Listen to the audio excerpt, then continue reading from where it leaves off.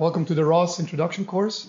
My name is Peter Fankhauser, and we're here with Professor Marco Hutter, Martin Wermelinger, and Dominic Youth, and we'll guide you next 5 courses through programming for robotics, especially C++ and ROS. This is the overview of the 5 days. In the beginning, we'll start with some of the ROS basics, the ROS architecture, and in the second course, we're going to talk about how you create your own programs and your own ROS nodes. And then course 3 and 4 are additional tools and elements of ROS that are useful when you work with ROS. And on the last day, we'll have one case study from our group, in our group where we use ROS extensively, and we're going to show you what we do with ROS and how far it can go when you use ROS. And today, of course, we'll go through the part 1, the course 1. Now, this is important for the overview. We're here now on Day 1. We'll always have one introductory lecture and then an introduction to the exercise. You'll have the remainder of the time to solve the exercise. And then during this exercise, once you're done, some of them are more easy, some of them are more difficult. Once you're done, you can raise your hands or come up here and show the results. It's important that each of you shows us the results such that we can grade it. The deadline is always the following course early in the morning before the lecture. So today we'll have the lecture 1, exercise introduction, and then you'll solve exercise 1. Each exercise has several check questions. You'll see it in the bottom. And those are the ones we're going to go through when we grade you. We have 5 exercises, and each of them count 20%. We encourage teamwork, but all of you have to show their results either on their personal laptop or on one of the PCs in the back to us individually. Like I said, exercises are checked by the teaching assistants or the latest, the following course in the morning, which means in the morning, 8:15 to 8:45, that's the time where you can come by and show us the exercise. Come early, such that we can start in the lecture on time. This is except for exercise 5, where you'll have to show it at the very end of the course, because that's a shorter one and that's where the course will finish. Let us know once you're done so we can check you gradually, so not everybody comes in 5 minutes before the lecture starts. And important for those who have already shown us that the exercise, the theoretical part will start 8:45. So you can show 8:15 to 8:45, and then for those who have shown it, come here at 8:45. But the best is if you show it during the morning, especially for the easy ones. Just raise your hand, and then we can check on you, and then you can actually leave. Okay. So in course 1, we'll talk about the ROS philosophy, the architecture, to go through the important concepts like the ROS master, ROS nodes, and topics. You'll learn how to use your console to do basic commands and analysis of what's running on your PC. And we talk about how you build your nodes and your system with the Catkin workspace. And then in the exercise, you're going to be using launch files and the Gazebo simulator. So what is ROS? ROS stands for the Robot Operating System. It's not actually an operating system like the ones you have installed with Windows, Mac, or Ubuntu. It's more a middleware that lives between the actual operating system and the program that you write. It has 4 different elements. One is the plumbing, which means that you have multiple programs running, and ROS enables these programs to communicate between each other. Also, it provides a bunch of device drivers that allow you to easily communicate with your hardware. A second part is that there's many basic tools which are important when you work with robots, being it simulations, visualizations, graphical user interface that you can adapt, or basic tools like data logging. So all these tools were written once, and you can reuse them to facilitate your work when you work with robots. There's a bunch of capabilities in ROS, being it for control, planning, perception, mapping, etc. Many people provide to this ecosystem of ROS, so you can make use of existing tools. So if you're an expert in planning, you don't have to write your mapping algorithms yourself. You take some off the shelf and develop your own in your specific area of expertise. And lastly, ROS is a big ecosystem. The software is organized in packages, such as you can easily install and use them. And ROS provides entire software distribution. And there's many, many tutorials, and you're going to work with some of those online available in documentation. For this course, we'll mainly work with the plumbing, the tools in the ecosystem.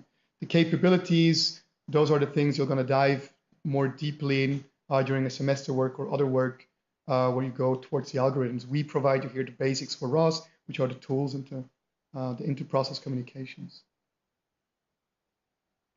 A little bit to the history of ROS.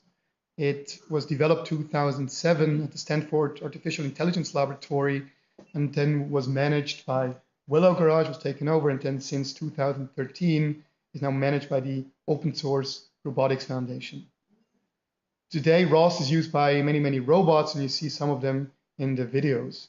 These range from universities to companies who use this in their system. It's for research, essentially a standard. It has become a standard for robot programming. And also there is pushes in industry to use ROS extensively. The philosophy of ROS is that you have many programs on your PC, individual ones, which communicate over defined APIs, meaning you have ROS messages and services, etc. Define how my programs communicate with each other. It's a peer-to-peer communication running on your system. Now, since it's peer-to-peer, it can be distributed on multiple PCs. So if you have a robot which has a computer and your computer, they communicate over wireless, and it doesn't matter on which nodes, on which PCs the nodes run, since the APIs and the communication runs also not only on your PC, but also over wireless. So you can build up big distributed system with multiple PCs easily with ROS. It's multilingual, means you can use any of these existing languages which provides a ROS client library. We'll mainly work with C++ in this course, but such that you know, there exist the libraries for Python, MATLAB, and Java, and this can be mixed and matched. It's lightweight in the sense that ROS is not, it provides all the algorithms. The idea is that you take existing standalone libraries and wrap them with the ROS layer such that you enable existing algorithms to communicate and work with other tools together on your robot. And finally, ROS is great because it's free and open source. So to the very core, you can dive in and check for things. And if you find a bug, you can do an issue or actually fix it yourself and do extensions of ROS. So one important element that you'll see is the ROS workspace environment. This defines actually the context on where you're working in the ROS environment. There's a standard when you install it, an environment, which is under, if you type in this command, which loads the ROS version and then the environment that you need. And importantly, you can overlay these environments. So in your PC, we already pre-installed one, which we set up in the standard folder, the Catkin workspace. And by default, whenever you open a console, we load on your virtual machine that we provided you the standard workspace of your Catkin environment with this command. You can check the environment with this command, and you can also see how we set up your PC with this command. So in the future, if you want to install your own PC. So this is already set up. This is only for future reference. Now, one important element is the ROS master. This manages the communication between your nodes. So at startup, when a node comes up, it needs to register with your master, and the master makes sure that all the nodes can communicate with each other. You can start in the console a ROS master by just simply typing in ROS core.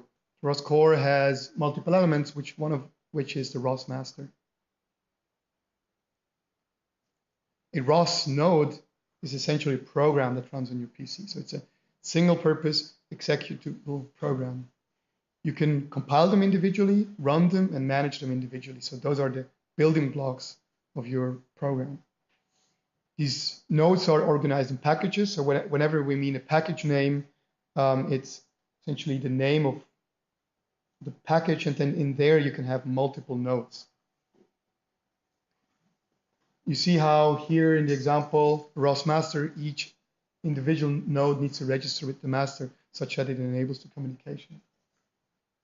To run a node, and you'll use this during the exercise, you type in ROS run, then the package name, and then the name of your executable. Once you've done that, you can look at the list of all the program that runs by typing in ROS node list, which lists you all the active ROS nodes.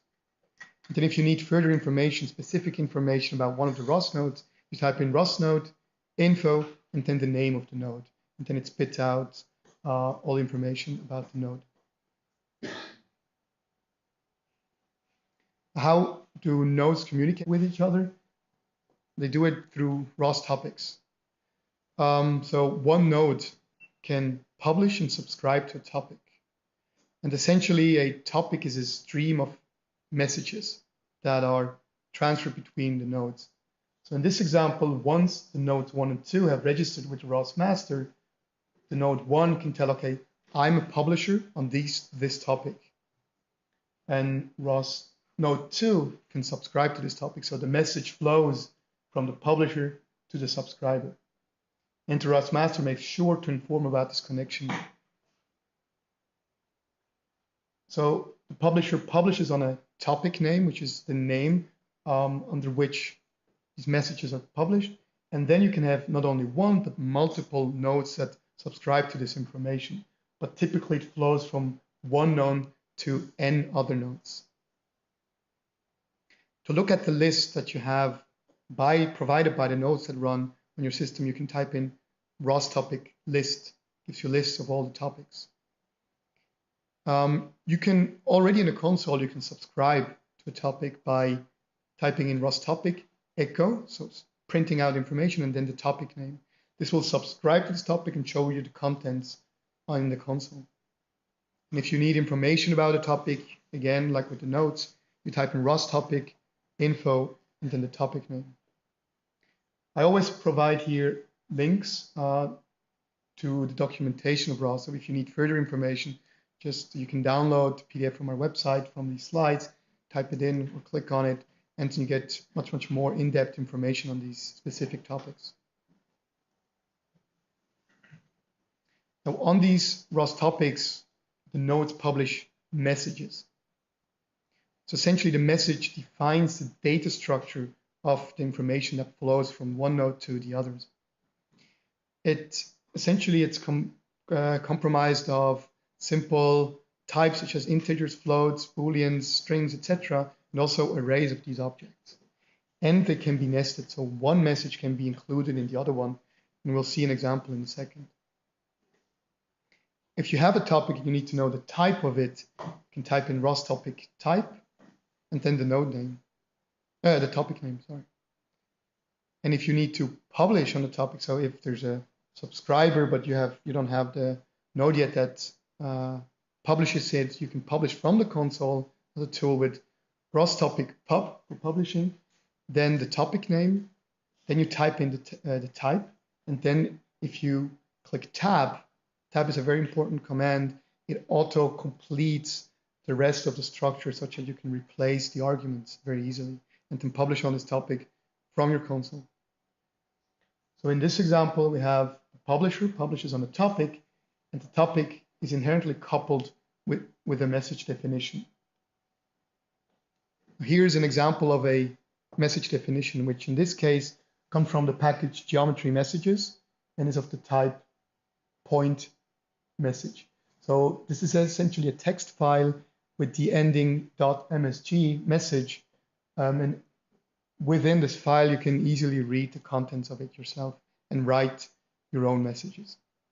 So in this case we have four floats, 64 doubles with the coordinates x, y, and z.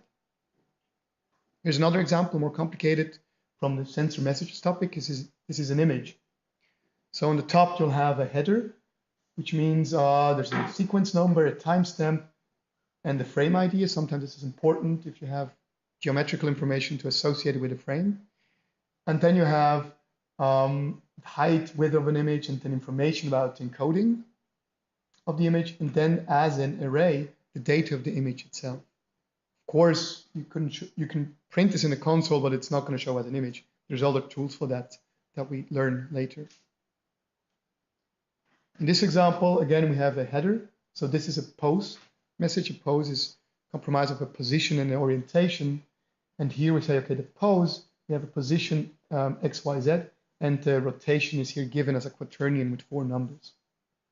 As you can see, this message is comprised of another message type. So the point defines here the position. So these messages can be nested into each other, making it very easy to create new ones and building up on other standards. Now for the people who are running already, it's not very fundamental, but for people who want to try, they can open up their virtual machine and open up a console so we can go through some very basic exercises here together. But this is not part of the official exercise, just for trying a little bit out. So you can open a console on the left-hand side. See a little black box, Terminator. And then you can create, in one of these consoles, you can create multiple views by right-clicking into it and then say split horizontally or vertically, or you can create multiple tabs. And we're going to use 4 of these windows or tabs in this exercise. So in the tab number 1, you can type in ROS core to start to ROS master. And you should see the output like seen here on the right-hand side. Okay. Now open a tab number 2 or split the window. And in this console, we're going to run a talker node, which is already a tutorial which is pre-installed in your system. You can type in ROS run to start the node, and then ROS CPP on the line tutorials, just a package name, and then talker for the node name. Once you are running this node on the right-hand side or in your console, you should see that the node is running and spitting out hello world 0 and with an increasing number. Essentially, this node spits out this message in the console. Okay. Now you're going to open console number 3. We're going to look at what is happening right now in your system. So by typing in ROS node list, you should see the node which you just started in console number 2. So if you do ROS node list in a console, you should see that you have here your talker node that you just started. Now, if you want to know more information about the talker node, you can type in ROS node info/talker, which is the name of your node. And then you'll see that you have the node talker, which publishes on the topic chatter of the type string. So essentially, this node spits out on your console this message, but also provides a topic called /chatter, where the same information is published to ROS. Now, to know more about this topic, you can type in ROS topic info/chatter to see that there's one publisher, the talker node here, and there's no subscriber yet. So this message is just sent out to nobody yet. So we have started the ROS core. We opened up the talker node and we looked at the node. We analyzed it. Can look now more closely onto the chatter topic which your talker is publishing. You can do this by ROS topic type and then the chatter node, which tells you, okay, this topic is of type standard messages string. You can look at the contents now of this topic by typing in ROS topic echo/chatter, which then, similar to your console number 2, prints you the contents of this topic into your console. You should see the message going up with increasing number.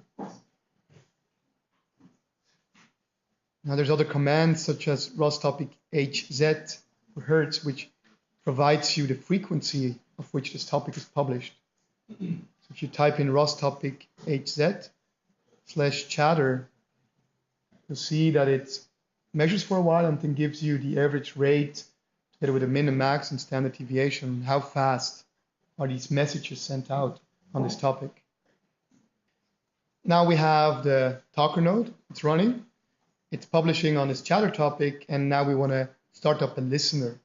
So a node that subscribes on this topic. So you can do this by, again, in console number 4, a new console, by ROS run, and then ROS CPP tutorials, and then instead of talker, now we'll use the listener. And these nodes already know on which topic the other one is subscribing, since it's a tutorial. And then you should see now, once you start this node, that it spits out, it says, I heard, so it's subscribed to this message, and spits out the contents of it. So it says, I heard, hello world, some number. Now to see that these two nodes are now working together, you can go back, leave them running, and go back to your console number 3, where you analyze things. And then you can, again, same command as before, by ROS node list. Before we only had the talker. Now you'll also see that you started the listener and you have these two nodes running. If you now do the same command as before by typing in rostopic info/chatter, which gives you information about this topic, you see now that we have one publisher, the talker, and now the newly created subscriber called listener. So these two nodes are now connected through this chatter topic. Now we're going to close the talker node. So we lose essentially the guy who gives the information by going into console number 2 where you started it and typing in Control C together.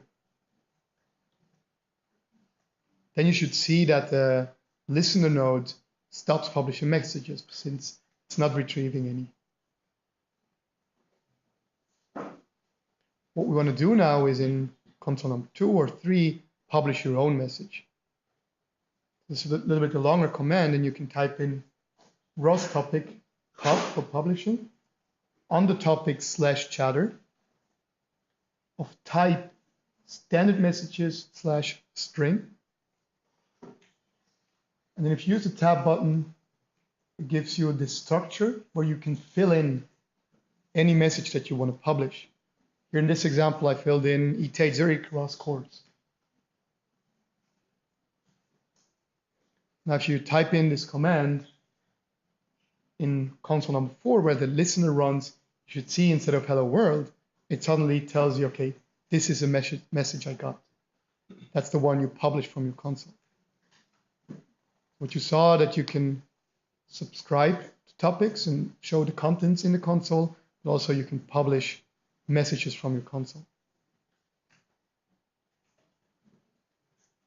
Now, we played around with some of the console commands, and I'm going to talk a little bit about the ROS build system. Essentially, this is the system where when you write or you download a package, you write your own nodes, how you're going to build your executables, your libraries, and the interfaces.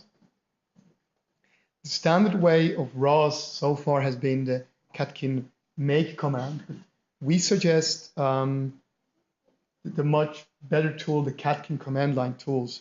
This is already pre-installed on your system. It's very similar, but it provides nice functionality.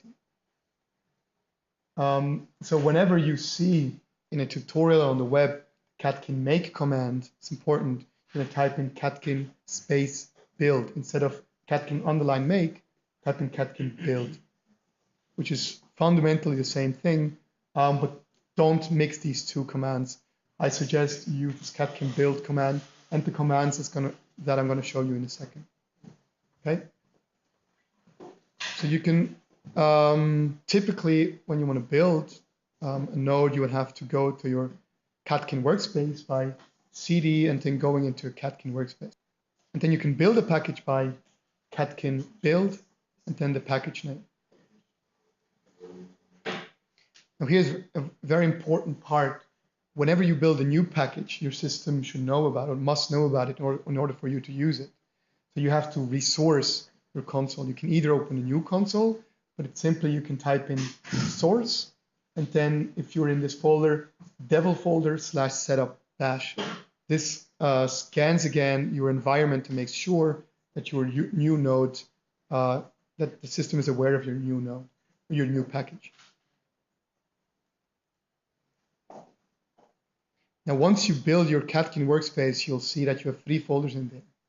One is the source folder, a build folder, and the devel folder.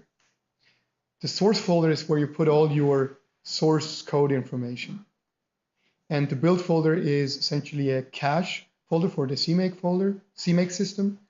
And the devel is where it puts the executables before, if you install them, before installing them or for you to use.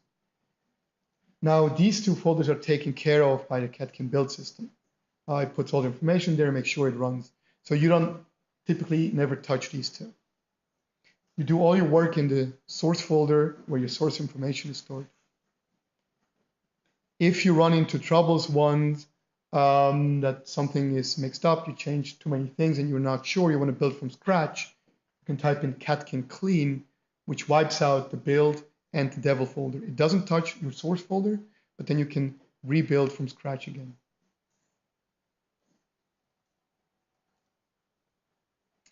There's a setup associated with your catkin configuration, and you can look it up by typing in catkin config. In the virtual machine that you got, we already set up, and if you type in catkin config, you should see this output. One of the important parts are these CMake arguments. We already set this up, but for future reference, you can set them by catkin build, and then CMake args, and then you type in all the arguments that you need. For example, if you want to build in debug or release mode, if you want to create the Eclipse project files, etc. So there's nothing for you to do right now, but just so you know in the future. Now we come to a second example. And what I'd like to do is go, let's say, on a typical GitHub website and make you clone a Git repository. This is a typical tool that you'll see when working with software.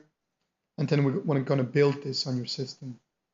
So you can go on the website github.com/etiz-asl/ROS best practices.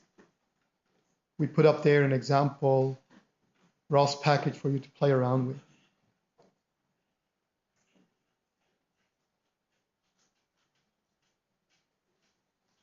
Once you're on this website, there's a green button which says clone or download. And copy this URL here.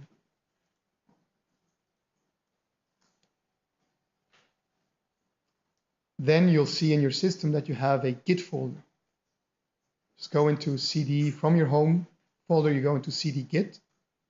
And this is where we're going to clone now. The software cloning means essentially downloading the software in a Git format. You can type in git clone and copy paste the URL. In a console, you can paste by Control-Shift-V. So instead of just Control-V, you type in Control-Shift-V.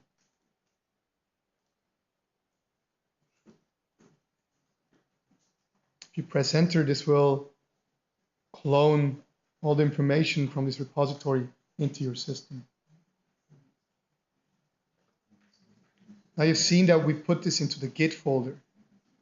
It's nice if you have multiple workspaces in the future that you have one main folder where you store all this when you clone all the software.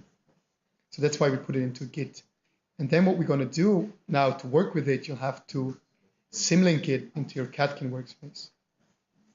You could also directly clone it to your Catkin workspace, but we recommend you to put it first in your Git and then symlink it in your Catkin workspace. Now to symlink it, you would type in ln -s to create a symbolic link and then tell it from where to where. So in this case, you would say in the Git folder, the ROS best practices, you want to link into your Catkin source folder. Okay, now after symlinking, you should see in your catkin/source a folder, the ROS best practices folder. Okay. Now, once you have cloned and symlinked it in your Catkin workspace, you can go to your Catkin workspace by cd Catkin workspace, and then use the build command, as we saw before, by typing in catkin space build space ROS package template. This is the package which is stored in the Git repository. What you should see is, what you get here on the right-hand side is that it builds these and it shows you information how long it took. Now, since we downloaded, we cloned the new repository. Like I said, you need to source your workspace. You need to inform the workspace that you have something new. You would type in source/devel setup.bash. This is an important step, and if you find yourself at some point that your Catkin workspace doesn't find your package, just type in this command again to make sure that all the information is up to date. Now we have cloned this repository, we've built it, and you can start it now. We haven't seen this, but we'll see in a second. Instead of ROS run, you can do now ROS launch, which is a similar topic, and we'll see what the difference is. So you can do ROS launch, and ROS package template, which is the package name, and then ROS package template.launch, which is the name of the launch file that you use. If you type this in, and again use the tab command to make it very quick, you should see a ROS core starting and two nodes, or one node actually starting and saying successfully launched the node.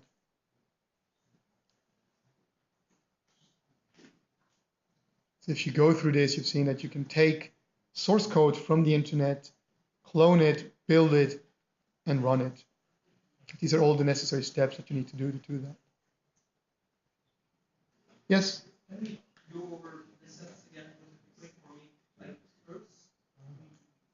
Okay. So what we did is you can have multiple workspaces. So this Catkin workspace, you have now only one in your system. But in the future, you'll see you might have multiple, right? So if you work in this class, you might have a semester thesis. You don't want to mix too many of them.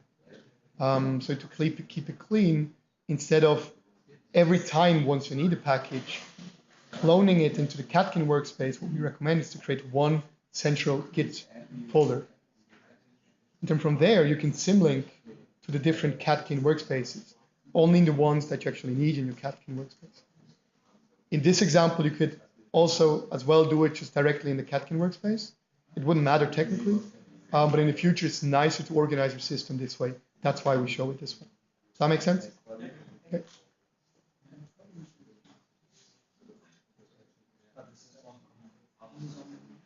Okay, so you've downloaded, built, and launched software for ROS. Now we saw in the last command that you used ROS launch. Launch is essentially a tool to run, instead of typing every time in a console ROS run, you can combine them in one launch file, which informs the system which nodes and which information does it need to load. It's a very convenient tool to run your system. These launch files, and this is important, you'll write one in the exercise, are written in the an XML language and are stored in .launch files. Also, as a side note, if not yet running a ROS master somewhere, launch automatically will run this for you. Means you can go into a console, type in ROS launch, the launch file that you need, and will boot up everything that you need. To start a ROS launch file, like we already did, you would type in ROS launch and then the name of the launch file.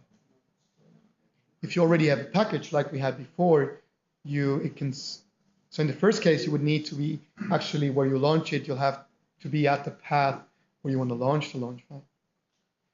If it's the launch file is associated with a ROS package, you can type in ROS launch, the package name, and then the launch file, such that you don't need to be at this path of the file. It finds it for you automatically.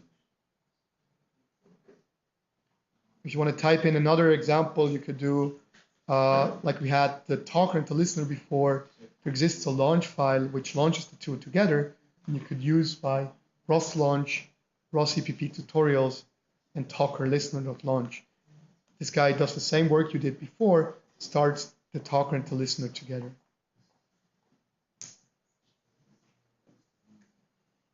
Now, if we look at this listener and talker launch file, this is how it looks like. You have in the bottom and the top, you have a launch XML tag, and then you see that we have 2 lines to start the 2 nodes. Each node's tag line specifies which node to run. It has the parameters name. This is an arbitrary name that you can choose to run under which name you want to run the node. And then the PKG, the package name. In this case, it's a ROS CPP tutorial. And then which executable, the type. In the first one, the listener will be of listener type, and the second one, the talker, is of talker type.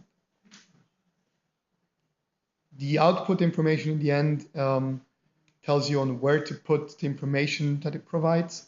In this case, we say screen, which means you print it on the console. But if you want, you could also say log to put it in a log file if you don't have access to that console.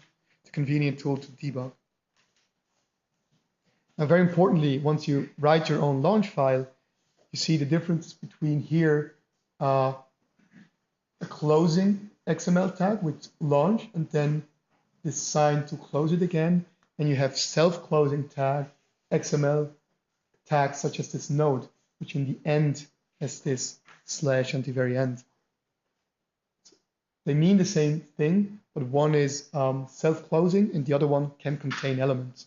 Okay, so whenever you'll see an XML error, make sure that you have these tags correctly. Now here's another launch file on the right-hand side. One of the nice things is you can, once you build up a nice launch file, you can reuse it with different parameters. This is where the argument tag comes in play. So in this example, it starts the simulation and has 4 tags, 4 arguments saying use simulation time, which world to use it in debug mode or not, and which physics engine to use. Specify them on the top, like there, and then you can reuse these arguments in your launch file. So in this case, it says if I want to use this argument, if this argument is set to true or false, then also set this parameter. And whenever you, so if you specified it up here, you can reuse this argument by the $sign and then slash bracket argument and the argument name, which in these 2 examples also down here. One of the nice things is once you've set up these arguments, you can launch your ROS launch file by ROS launch, the launch file, and then saying argument name equal the value. So you can use the same launch file from the console saying once I want to use the ODE physics engine or I want to use the bullet physics engine, turn on and off different elements. It's a very convenient way to quickly start a certain setup of your node. Okay. This is also an important element. You can nest launch files. So in this example, you'll see that it uses this include tag and then the file.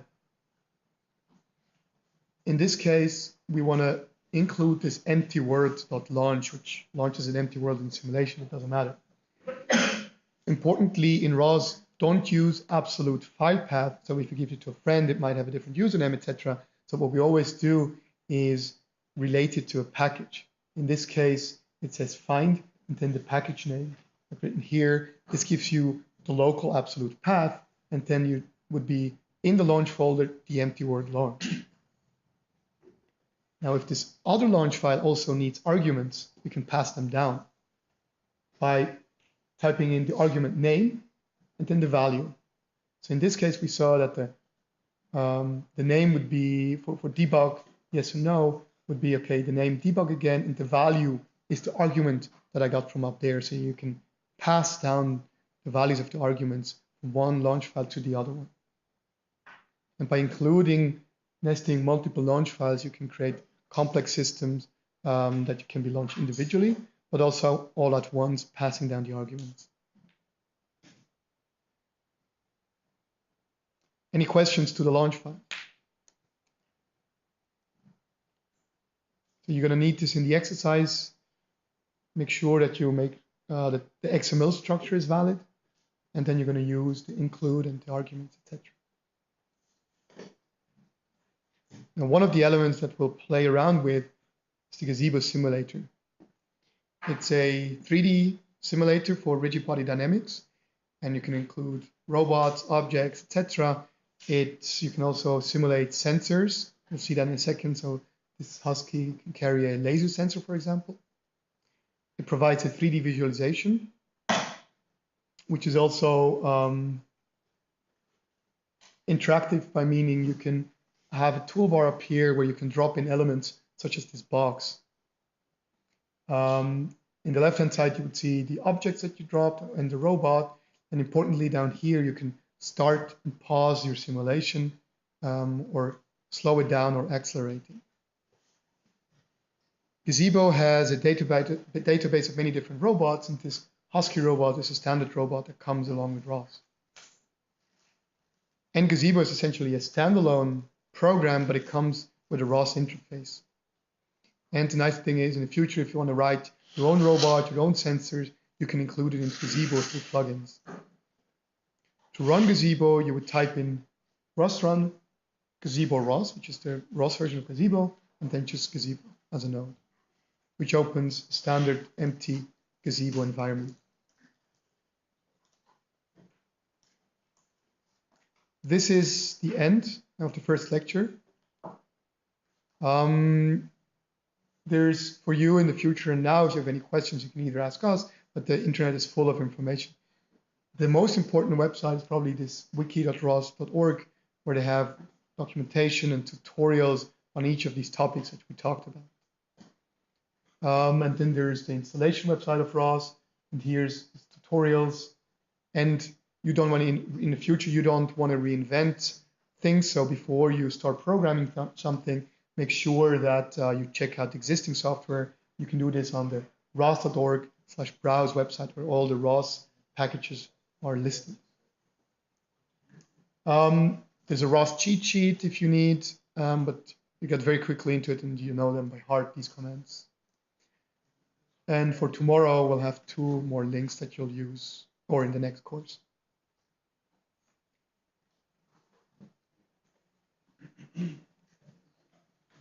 Then we'll have Dominic explaining you exercise number 1. First of all, let's take a look at the exercise sheet. So what you see here is that they all have always the same structure. So first of all, you see the theory that just Peter covered before. Then there's an exercise part, and at the very end, there's an evaluation. So check these points here. You always see that there's a percentage of how much every point in this evaluation counts. Every exercise has 100%, and there are 5 exercises, so you can get at most 500%.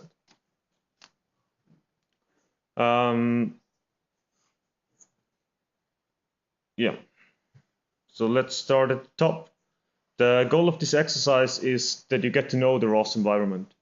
By first inspecting the simulation of a Husky robot that you've seen before, you can set up the Husky simulation with the link that you see here. There's a good description of what you have to do to get Husky running.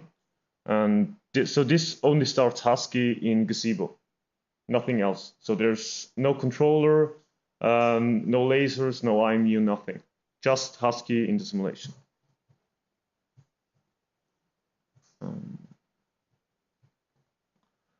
Then play a little bit around with the ROS node and ROS topic commands. such that you can really inspect what's going on. So see the topics, take a look at what are the nodes that are created, what is the setup, how do they interact and communicate. Then clone the teleop twist keyboard. So as I mentioned before, there's no controller running. But with this node, you can steer around the husky with the keyboard. And you could install this from a PPA, or you can clone it. What you have to do is you have to clone it from Git, as you did with the ROS best practices, and then build it from source. If you need a Git cheat sheet, then there's a quick link that you can press on, and you'll just see the very basic Git commands that you're gonna need. Then your last task is that you need to write a launch file, as you've seen before, that XML style file. It has to start Husky in the Gazebo simulation with a different world. So in the directory user share Gazebo 2.2, as you see here, there are some worlds stored. You can pick a world that you want, for example, the RoboCup world. Then you get the nice RoboCup world that you see in the screenshot here. Now I'll quickly take you through the exercise. So I already prepared that launch file. Now Peter explained to you that you can start a launch file by typing ROS launch, the package name, and then the launch file. But you can also go you can directly start the launch file without the package name, because now you're going to write the launch file, but you don't have a package that where you can put the launch file, right? So you can just create the launch file anywhere in your PC, and then type ROS launch, and then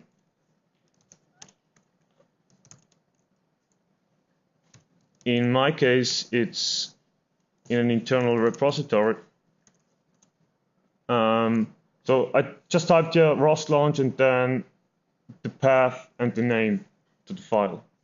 And with that you can also start the launch file without having a package.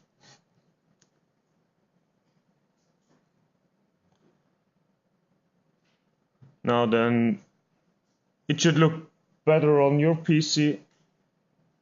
The resolution is pretty bad, but now you see that it started the RoboCup world, and as Peter mentioned, you can stop the simulation.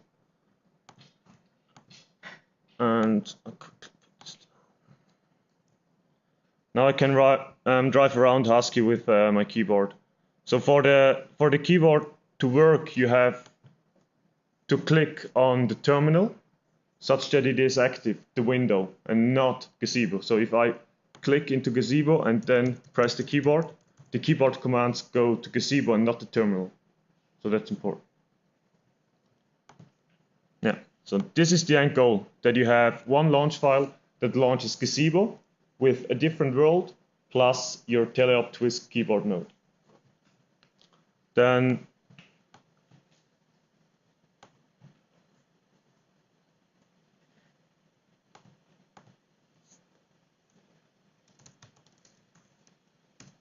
so you can type in all these commands such as ROS node list. Now you see all the nodes running. That's the one that you have to compile from source, so that teleop twist keyboard, and all the others are started with the Husky launch file.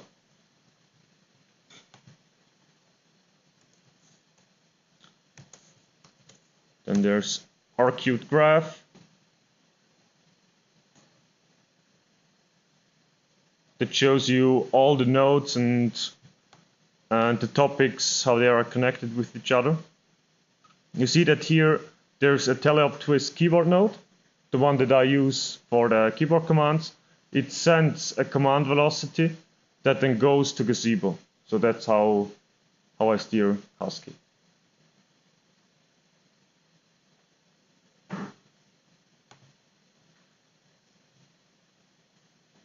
Now you see the evaluation points here.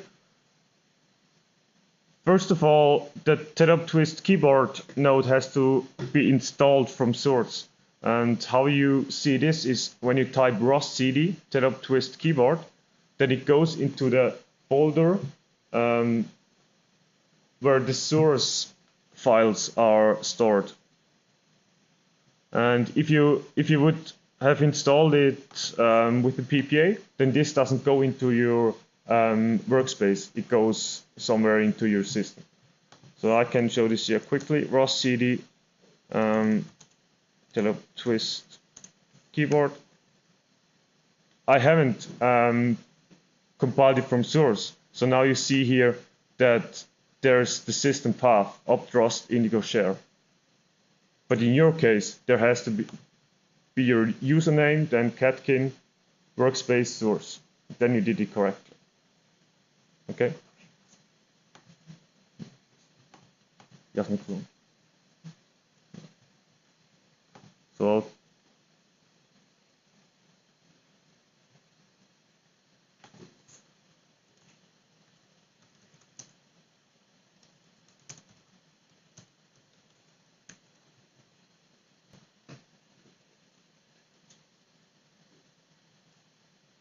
So this is now the ROS homepage.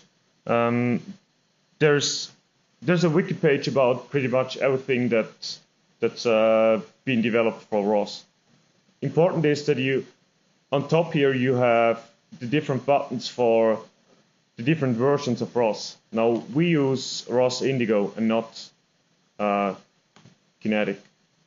So we switch there to Indigo, and then so there's some information here about how to use it, how to install it and run it, but we want to install it from source or compile it from source, so we go here to the Git folder, and that's the exact same that you've seen before.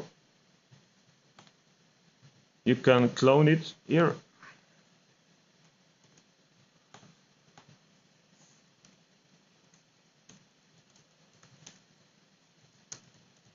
So git clone, and then that part. Now I go into the Catkin workspace source, create,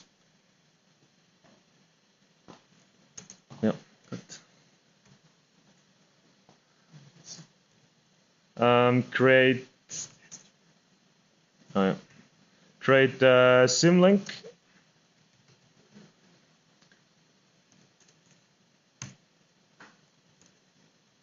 Now you see here that it created that symlink. Now I go back into the Catkin workspace and build it. Catkin build.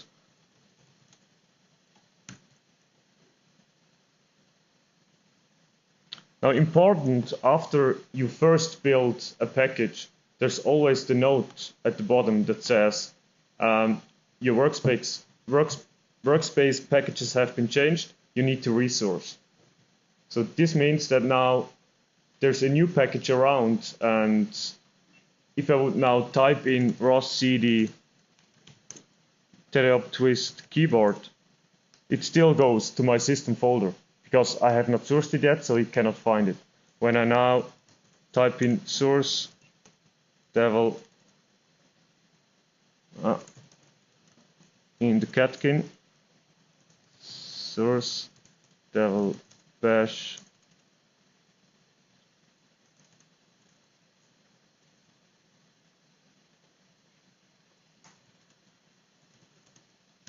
source devil setup bash, and now the same command again, ROS CD, and now it goes into Catkin workspace TEDUP Twist keyboard.